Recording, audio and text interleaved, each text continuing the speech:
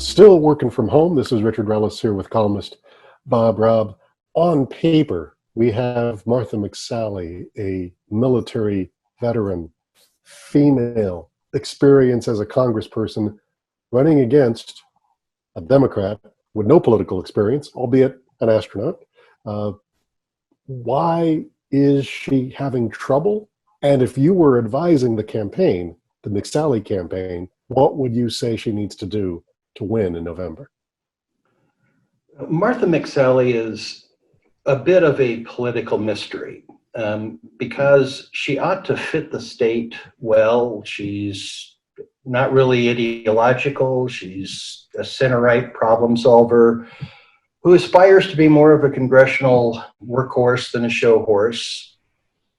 She ought to fit the state well, but she's never really established that image of her in the minds of Arizona voters. And she came out of the 2018 campaign with Kyrsten Sinema with an image of being a nasty political brawler.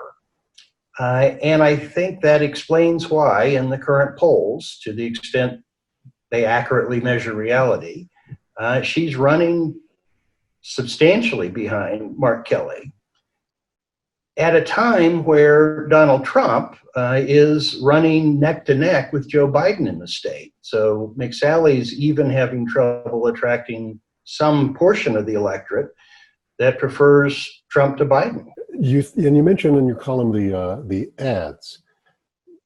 So the whole thing about with Sinema, the tutus portraying her as un-American, are we seeing a string of that now in the Kelly campaign? We are seeing attack ads on Mark Kelly. And to me, it's clear that the first thing that Martha McSally needs to do to get back in the game is to massively invest in reintroducing herself to the Arizona electorate. I also think to the extent she's going to run a negative campaign against Kelly, and that's inevitable, that happens on both sides, it can't be the kind of slash and burn campaign that she and outside independent expenditure groups ran against Sinema. Kelly is an astronaut. His wife was the target of an assassination attempt when she was a congresswoman. There's a reservoir of goodwill, I think, there.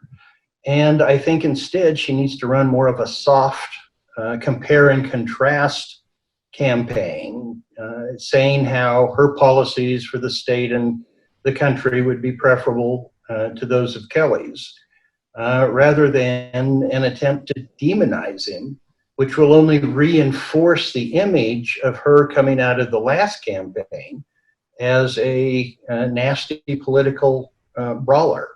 Now, what makes this unlikely is that this isn't the kind of campaign that any campaign consultant will recommend. It's two unconventional things.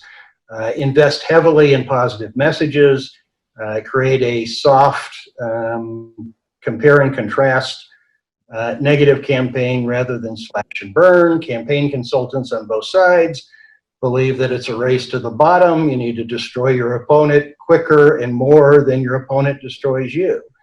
But what the polls are showing, I would hope would open McSally up to considering an unconventional approach, particularly when what she really is ought to fit the state relatively well.